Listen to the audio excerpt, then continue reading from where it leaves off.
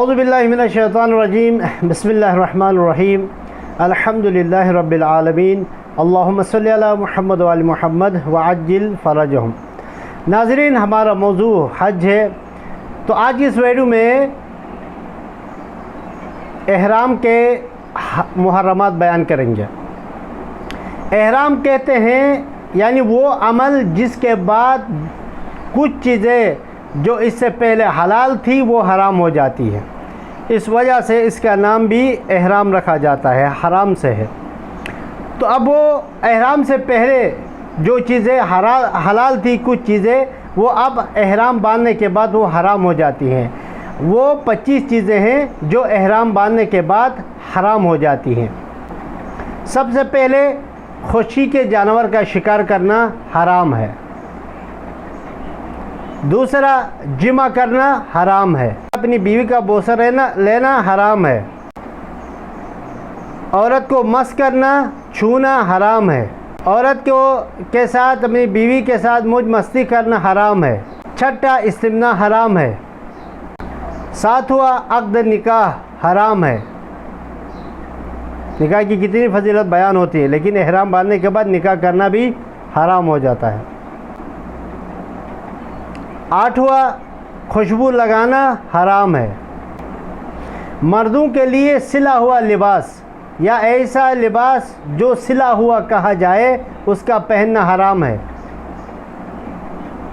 10واں، سرما لگانا حرام ہے۔ آئینہ دیکھنا حرام ہے۔ 12واں، مردوں کے لیے بند جوتے اور موزے پہننا حرام ہے۔ 13واں، فسوق یعنی جھوٹ بولنا اور فضولیات بکنا حرام ہے۔ بعض حاجی صاحبان جو ہے وہ شیطان کو کنکریاں مارتے ہوئے بعض ایسے الفاظ فضولیات بکتے ہیں جو حرام ہے۔